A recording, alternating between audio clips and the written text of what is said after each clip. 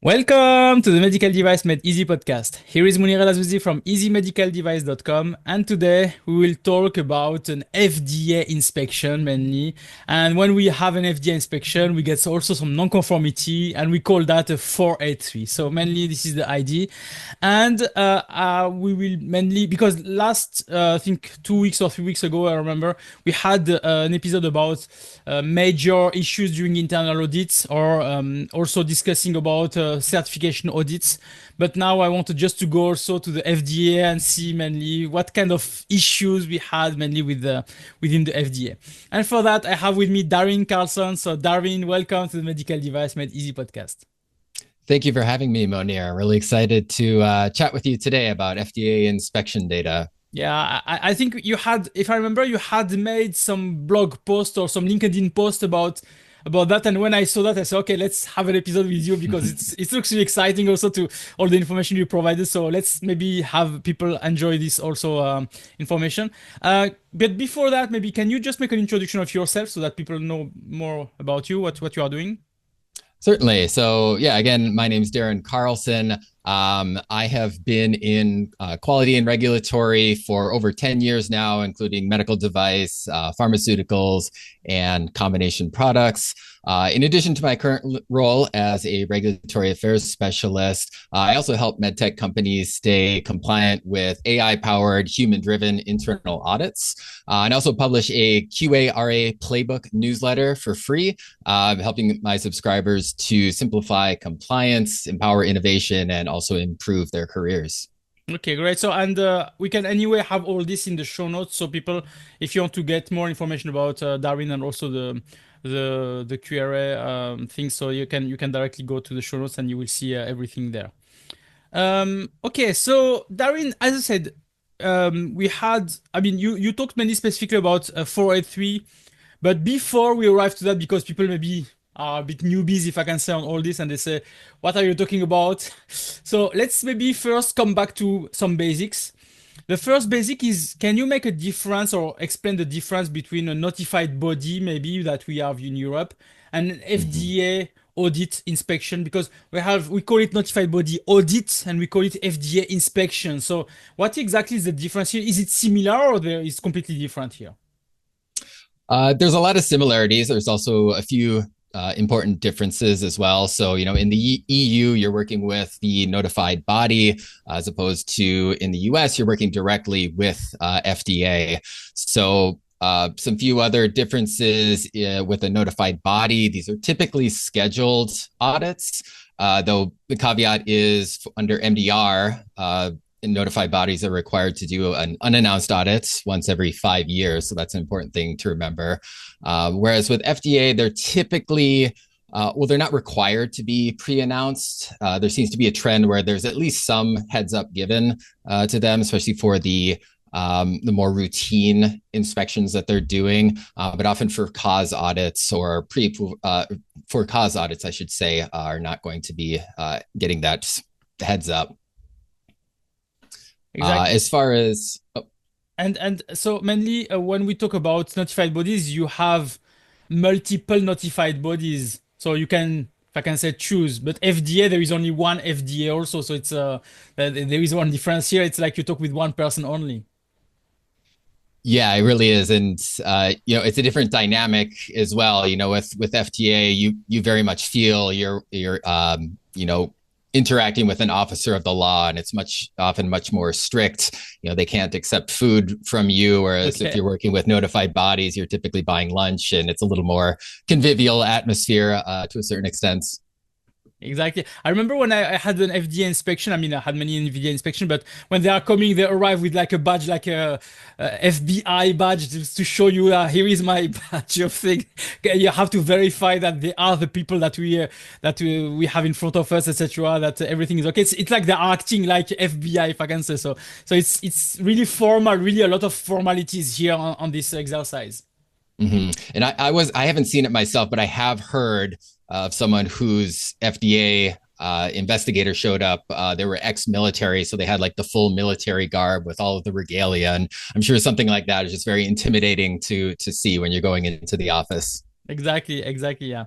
So, in terms of that, so a notified body, you are also paying them for for you to, for to come, but an FDA inspection, you don't pay them, I think. That's correct. Yep. So, Yep. So it's then the fact that you have this inspection, it's like I mean, you don't choose first that they are coming, so I think you don't want them to come at all, where you hope a notified body to come because you need the CE certification. And you have also, yeah, this intimidation, as we talk about, the fact that you are not paying them. It looks more like a competent authority audit in Europe. It's like more like France ANSM or BfArM for Germany or others that are coming to inspect you. So it's not looking like a nice audit. It's really like one of the things that they told me. They said when you are a notified body, you assume that everything is correct until you find something wrong. When you are an FDA inspector, you assume that everything is wrong until you find that something is right. So it's mainly the difference in mindset also. yeah, yeah, in it. You do feel that I think in ways again when you're with notified body versus FDA. You know, are you playing defense or are you playing offense? Exactly. So when you have now an FDA inspection, you have multiple. I mean, we hear multiple times 483. We hear also about warning letters. We hear about all those terms. So can we just also explain what is the difference of this? Is it the same level, or we have one, or it's completely different? Sure. So there's a few outputs that can come out of an FDA inspection. One of them, which a lot of folks are familiar with, is a Form 483 citation. These are official citations against regulatory requirements that are noted by FDA and which require corrective actions. And the other one is a warning letter. This is more serious than a Form 483, and it's going to require a formal response as well. And the analogy isn't perfect, but I think it's helpful to think of a 483 like a minor nonconformity from a notified body, whereas a warning letter is much closer to a major nonconformity where the system is, say, completely broken. Unearth the pulse of the medtech world with MedTech Conf, a dynamic platform featuring global events on medical devices, biologicals, IVD, and pharmaceuticals. Stay informed, stay ahead, connect, share, and elevate your knowledge. Become an official sponsor. Make your event shine on the map. MedTech Conf, your key to the medtech universe. Remember, the future is now, and it's at your fingertips with MedTech Conf. Okay, and do we, because for example for notified bodies, we don't have access to those information, how many issues, what are the issues that they were discovering, etc. So in the case of FDA, we have access to that, I think. We do. FDA does a fantastic job of making data and examples really widely available, which for someone like me who loves diving into all this, it's great. And I certainly think that it's a really valuable resource for anyone in medtech, whether they're marketing in the US or not. So with warning letters, FDA will publish those warning letters on their website. It's typically every Wednesday. They'll release a bolus of recent warning letters. They'll redact some sensitive information, but there's still enough detail in these where you can go into them and, again, if you see that there's CAPA problems, get a little bit more detail. Okay, what exactly with CAPA programs with manufacturers? And also, there is a 483 database that FDA maintains. So essentially, once a year, they'll release a big, huge data set where their findings are categorized into specific discrete categories, hundreds of requirements, and every year release a data set showing how many findings for each category there are. So you can see number one, the trends and how things on the contrary also tend to stay consistent from year to year, but also the ways that it's very unevenly distributed. It's not a linear. There's some very clear, very big issues that kind of carry over from year to year to year to year. Okay, and so is it do I mean, if I'm a manufacturer working in the US and receiving an FDA inspection, then and I have made some mistakes or some issues, then publicly everybody would know, if I can say. So it's not like something that people will hide. So I can also make my due diligence when I want to work with a company. I can also check if they had any warning letter or any 483 or any issues, etc. So is it? I mean, how manufacturers are seeing that, if I can say? Yeah, it's all publicly available. I think warning letters in particular, it's one central location. You get one list. It's updated once a week. Where I think most places should at the very least want to stay out of that list because it's very publicly accessible. The 483 data does not itself point at Okay. manufacturers specifically, though there is a separate site maintained by FDA. It escapes me right now, but you can sort of search by manufacturers and see, their inspection data. It's a little more convoluted, a little more difficult to get to. So I think, and also with with 483s being a little less intense than warning letters, that it's not nearly as visual to anyone else who's doing their research. Exactly, and for people that have never seen those databases, I really, encourage you to go and see that for learning purpose, because yeah, sometimes you are really learning exactly what mistake, if I can say, the manufacturers have done, and to avoid to yourself to do the mistake, you will learn also, a lot of maybe issues that you thought that notified bodies or FDA will not look at them, and you will see, oh, they are really looking at those kind of things. So it can be a learning also for students if they are you want to learn about that. So yeah, those documents are really providing a lot of data that can be really helpful for you to learn about that. So in terms of this, so let's now maybe compile those information and see what are the top issues. So let's say top three issues that we have during those FDA inspections. So uh, I don't know if kappa is there, but it's always kappa.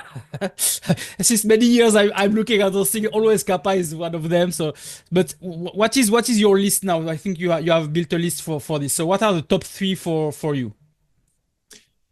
Yeah, and you're exactly right. Kappa is just far and away year after year. If you look at the distribution chart, it's so far above even the number two finding that it's safe to assume year after year that that's going to be number one. So specifically around Kappa procedures not Okay. being established, documented, implemented, maintained. And so what's also interesting, pairing the FDA 483 data with all of the warning letters, you're able to, if you take the time, if you're a weirdo like me and you take the time to really pour through and kind of tie the two together, see it from those warning letters, what are the trends that are, really big within Kappa itself. So I've done that and I found, the big one or the biggest one coming from Kappa procedures is the lack of verification or validation of corrective actions. So Okay. this is where organizations, they're investigating, they're taking action, but they're never verifying that it actually worked. It's the I think there effectiveness can be a monitoring rush to section, close I it. think, if I remember. It's like that, the effectiveness monitoring. Like after, I mean, I suppose company we are all like that. So we make a kappa, we are happy to close a kappa, and we think it's over. But no, you have to also do this effectiveness monitoring after to verify that there is no collateral damages, if I can say, of your kappa, and verify all this. So this is this section that is really a problem, I suppose. Yeah, it really is. And I think unfortunately there is a cultural kind of push to close kappas quickly. We don't want to have a bunch of kappas open, which I totally understand. But the risk is having kappas open, for years without touching them. But if you do a design change, you really need 3 months, say, to monitor complaint data, which was maybe the initial instigator of that kappa, then you need to take the time to do that. You can't rush through it because that's the data that's actually going to tell you if your kappa is effective. Exactly, yeah. Because as we said, we just close the action and then we say it's finished, but at the end, maybe another kappa will be open or another issues will be open just due to that. So you have to monitor if there are additional issues coming. I think, yeah, this is one of the even in Europe, I think we have one of those common issues that people are closing CAPA, and even the effectiveness monitoring is done like maybe a few days after or the same day to say, yes, we confirm that everything is fine, and we close with the effectiveness monitoring because now we have the EQMS system. They have this kind of section of effectiveness monitoring, but people are closing that also quickly because they think, I mean, they have to understand that yes, the kappa is closed now, so it's just the effectiveness monitoring that's remaining. But for them, they think that the kappa will be closed when the effectiveness monitoring will be done. So which is also something that they can manage with their objectives or their metrics because they think that they are still late if they are not closing the effectiveness monitoring. But it's one of the things. Mm-hmm. So this is so when you see that on the warning letters of 483 mainly. So this is mainly that. So even the procedure is not available. This is one of them. So yeah, unfortunately, procedures not being established at all is also a common reason. I mean, you'd think, how hard is it, especially in the age of ChatGPT, to just have a procedure, even not a good one, but just a procedure. But yeah, there may be cases where procedure requires a verification of effectiveness, but certainly what I've seen, I think there's some confusion around verifying implementation versus verifying effectiveness. Just because you did what you said you were going to do, made a design change, for example, that doesn't necessarily mean that it, effectively prevents recurrence of that issue. Are they also looking at, in terms of the kappa, what you have chosen as the root cause or the actions that you have put in place? Because we have always this thing that, I mean, the easy way, if I can say, to say, oh, there was an issue, it's because there is a human error, so we do a retraining and then it's it's closed and it's finished. So do we have also those kind of things that are discovered? Yeah, absolutely. If I can get one, quick and easy tip for everyone, if you ever land on human error retraining in a kappa, start over, because that's just a huge red flag for one. And number two, it's indicative that your root cause hasn't dug enough. I think of it as, yes, we have humans working in our systems, but the systems need to support our humans, right? So if people are making errors, your quality management system needs to be robust enough to handle that. So, until we're all robots doing everything, which is not today, hopefully not anytime soon, your QMS needs to, support people, whether that's through training or any other way that, if you're landing on human error retraining, that you need to dig deeper. So I suppose also the methodology to find those, to analyze all those data and then to find the root causes can be deficient, if I can say, within those kappa systems. Right. Yeah. I mean, that's just one example, a really clear example of not digging deep enough. There can be, a great many others that's topic dependent. But yes, if you're doing a root cause investigation, there's the classic tools, 5 Whys, Ishikawa, that, certainly will demonstrate that you're following a methodology. Working cross-functionally with other teams is really important, just to show that it's not one person kind of coming up with solutions on their own. But yeah, inadequate root cause investigation is another big contributor to kappas being number one. Okay. Okay, so for kappa, I think we covered it. What is the next one?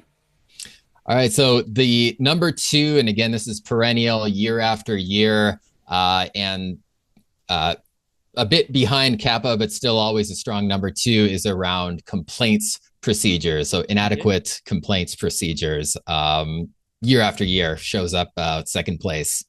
So when we talk about complaints, so mainly it's receiving the complaint from somebody, and the same as the kappa, then it's also analyzing, etc. So I think it's why it's nearly the thing. So it's like investigation again, finding the root cause of the issue, making the corrections, checking if it's effective or not, etc. So this is one of them. Is it only that, or there are also some other issues during this complaint analysis here? Yeah, and so diving into the warning letters and looking for trends in those within complaints procedures, one thing that really sticks out Within that category is folks not adequately evaluating complaints for adverse event reporting or MDR reporting in the US. And so, again, that is far and away the biggest kind of subcategory you see from warning letters about complaints procedures. And there are kind of trends within that. There's some very specific verbiage within 21 CFR 803 becomes aware serious incident that FDA does expect to be kind of word for word. And this is not just coming from me. Again, in the warning letter, it's just warning letter after warning letter saying these terms are not defined to help people in that decision-making process. Exactly. And so does it mean that we receive a complaint, we analyze it, we minimize it, if I can say, to try to not have to report to the authorities because, again, it's also public. This information is public. So if the people know that there is an issue with the product, can be also damaging maybe the image of the company. I suppose it's that mindset. Yeah. And I know this is sort of anecdotal, but I've heard, for what it's worth, that there's just this, there's a pretty big number of events that should be considered adverse events that don't get reported. Mm-hmm. And I'm sure as a result, this ends up being really high on FDA's radar when they're coming in for an inspection, is to really dig into these complaints to see, should this have been escalated to an adverse event report? Okay. Is there also some issues about the fact to collect those complaints? Because sometimes, I don't know for you, but sometimes when I try to search a link or a place or an email or a phone to call a company to make a complaint, it's like a nightmare. Or you have to go to 10 pages and to find really the magic hole, if I can say, where you can enter and to find something. So is there some kind of those issues also that they are finding or not? That's a great question. I have not seen that specifically in a warning letter. I can certainly understand, from the way that you're stating it, that it needs to be, easy for the end user to be able to make these complaints. It's not to say that it doesn't happen, but that's not something that I saw pop up in my look at the warning letters. So one experience I had with an inspector, I don't remember if it was an audit or a FDA inspection, but what they have done is that they have looked at the instruction for use. They find a number, and we were in the front room, so they were calling directly this number to see if it's working, if somebody will pick up, if we can report a complaint about the product, what kind of question they will ask us, etc. So they ask us to, if they can test that and say, okay, let's go test. And yeah, they tested that and they called and they had the employee on the other side asking the question, what type of products, what type of things, etc. And they verified mainly that our procedure was working correctly also. So it was one of the exercises that they have done, for example, here. Yeah, I hats off to FDA. They do a great job of training their investigators. And I think something like that is a great example of, actually verifying something really important like that. So, is there also in this case some issues with companies on procedures, like for CAPA, or like not properly writing a procedure or not having at all a procedure for that? Yes, unfortunately. Okay. That's another thing that you'll see, big trend in warning letters. A big proportion of these findings that are listed, no procedure established. And as I said, it just kind of blows my mind to just have no procedure. I can understand a bad procedure, no procedure. It seems so easy to remedy that. Hey, just a second. Do you need a EU, Swiss or UK representative? Then choose Easy Medical Device. We can represent you and also become your importer. Contact us at eo@easymedicaldevice.com. I mean, it's a low-hanging fruit. You just ask, do you have a procedure? No, I don't have. Okay, for it. So it's, it looks amazing because you have normally a quality people, so they know that they have to have some quality procedures, and you know that even the minimal things, I mean, from the FDA, you have to have a procedure. It's written on their documentation, so it's not like something a surprise or, I mean, I don't know, but it's also one of the things that one of the disadvantage, or I don't know if we can call it, or the inconvenient with FDA and notified bodies is the fact that FDA, you can register with the FDA and get an FDA approved, I mean, product approved with FDA without FDA ever coming to visit you. So it means that they have also some routine visit that they have to do, but it's like you can start to sell for 3, 4, 5 years your products without FDA ever came to you and verifying if you have those minimum things. When for Europe, they have to come anyway to give you a C certificate, so they verify that you have those procedures in place, etc. So this is why maybe I think we have this issue of procedures missing because yeah, it looks strange for us because yeah, we have notified bodies that are asking those questions even before you are authorized to sell products. But yeah, you can do that with FDA without having that in place. Yeah, for low risk devices, for sure, it's theoretically possible. Again, maybe I've been in quality regulatory for too long that it just blows my mind, but I guess it is possible. Yeah. Yeah, yeah. Okay, so what is the third one? All right. So the third one. So instead of going through the third place finding, I thought it'd be interesting to look at what the big trend in Okay. 2024 was. So as I mentioned, the distribution of these findings and the categories is really stable from year to year. As a result, you can compare to previous years, and if there's any trends, if there's anything that's really picking up, it's really going to stick out if you do more of a statistical analysis. And Okay. I was certainly surprised as I ran the data to see that UDI related findings on the whole, there's plenty of UDI requirements, but they have really all gone up. And just as a group, UDI findings last year has just skyrocketed. So it'll be interesting to see if it continues to go up in 2025. But yeah, certainly for me, the key learning is regardless, UDI is on FDA's radar right now for sure. So what is the problem with UDI? Because it's just having the barcode and nothing, and it's also what is the problem with that? Yeah, so there's again, there's many requirements related to UDI. The couple of the biggest ones that shot up last year is for again just plain labels not bearing a UDI when Okay. required. That information required was not included in Good ID, which is the in the US. And also that records of complaint investigations do not include UDI. So that's, again, related to complaints and falls under the complaints procedures. But, that's an interesting one, too, that's going up where companies are not including the UDI in their complaints investigations when it is explicitly required in the regulation.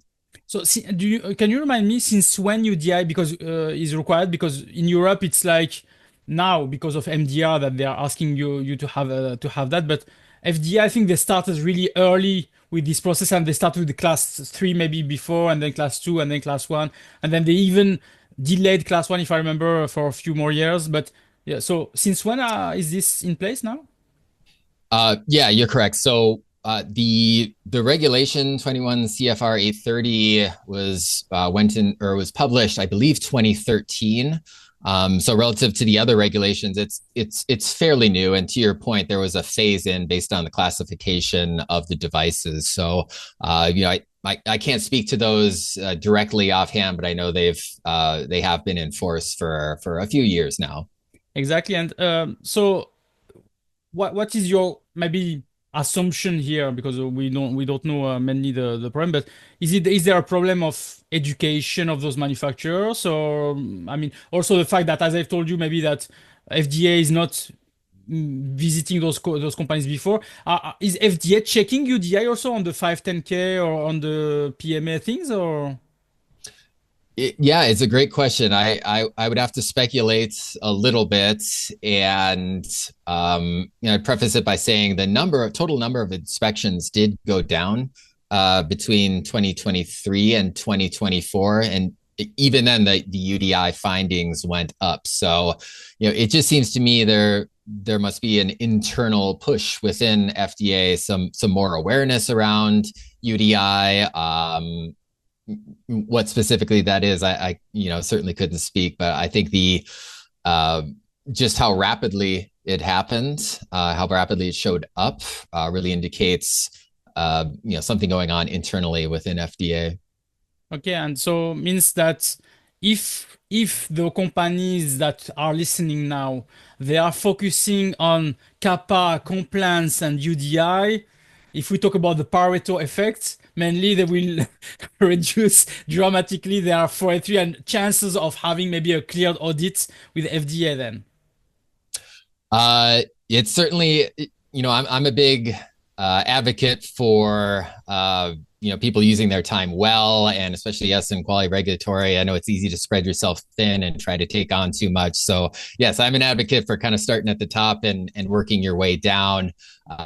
Kappa complaints and UDI in and of themselves, wouldn't get you to 100% by any means. But again, with I would say something around between 200 and 300 citations that you see in the FDA database. Yeah, you'll see that distribution where about 20% of them lead to 80% of the findings. So just in general, I think it's a great strategy to look at this data and again, take that Pareto approach of, doing the most important things first.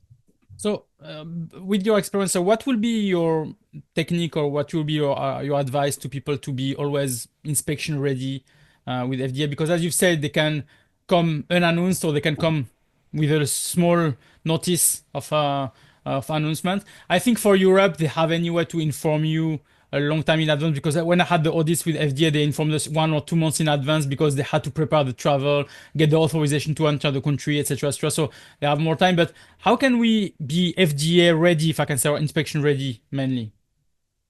Yeah, so like as we've been talking about here today, I think some great ways of doing that is number one, monitoring that warning letter database. So again, it's I believe every Wednesday or once a week, regardless, that database is updated. You can spend a little bit of time each week just kind of reading about some of the details. You do that for a year, you're going to unconsciously pick up on these trends. And then FDA's 483 database, again, once a year, that big data set is published. And, a lot of us folks are kind of number geeks and, you can kind of parse through that and look for trends themselves. But yeah, the 2024 data was released, I believe, early February or late January. But so it's early on in the year where you can get that more numerical look at things. And, also there's a lot of auditors out there. Yeah, as you find one that really kind of focuses in on these, most important things rather than just little minor typo grammar things that don't really matter, keep them keep them close to you because those are the folks that are going to provide a good set of fresh eyes to catch these things for you. Exactly. Yeah, I'm always amazed because I'm also doing some audits like that for FDA or due diligence or whatever. And each time, yeah, we arrive and we ask just basic questions and we find out quickly those issues. It's like we are catching like magnets, finding immediately the issues that people were not finding. But yeah, having those external people with fresh eyes coming and asking, sometimes it's a stupid question just to know about you, about things, and then you find, oh, strange that, why this, why that, etc. And then they find out the big issues that are coming, etc. So yeah, use those external people because yeah, I had done that also myself. We had a company. I was working for a company, big companies that have warning letters, and then we asked them to come to do a mock inspection specifically on those items of the warning letter that we had, and then to really try to clear those warning letters with those specific elements, etc. So yeah, it's something that it's an exercise that you have really to do with external people if possible, and yeah, so hoping that you will learn from it and be audit ready. And this is, we talk here about FDA, but to be honest, it's also applicable for notified bodies or any other auditors that are coming from any other countries. We had also Brazilian auditors for Anvisa. We had Chinese auditors coming, have Korean auditors, etc., Australian, etc. So at the end, all those types of inspections that are coming, you can use the same methodology and try to say that because we are a bit harmonized in terms of the good manufacturing practices and good requirements that we have to follow. Okay, so thanks for that, Darrin. So yeah, can you tell us more about maybe why people should contact you? Because you are also a lead auditor. So is there anything that you can help them with? Yeah, absolutely. I'd say if anyone found our discussion today insightful, I do have a free mini course on how to avoid the top 6 QMS issues. We talked about a couple of them today, and those 6 lead to 33% of FDA findings. So, if you subscribe to my free QA/RA playbook newsletter, which I'm sure you'll have a link in the show notes here, you'll get access to that mini course. And again, hopefully it gets you 33% of the way there relatively quickly. But also please, connect with me on LinkedIn. If you're looking for a set of fresh eyes to perform your next internal audit, please reach out to me, even just for an informal chat. I'm always happy to talk MedTech QA/RA with anyone. Exactly. And we will also put the links of the warning letters database and the 483 database on the show notes. So if you want to just go and check and verify things, so you can go there. As I said, I'm using that a lot of time when I have to investigate on some companies, so to verify if they have some issues or if there are things known. So it can be also a good database for you to just maybe learn from it, but also to make some due diligence on some companies also. Okay, so thank you, Darrin. It was really helpful. As said, I hope that people will follow our advices here and will really be audit ready. And I will be really happy to hear somebody contacting us and say, "Oh, I listened to your episode, and because of what you told me, I was able to save my company from some 483 or even warning letters." It will be really, really great. Okay, Absolutely. Darrin. So thank you again. Thanks for your help on this, and I wish you a nice day. Thanks, Monir. Bye-bye. Bye-bye.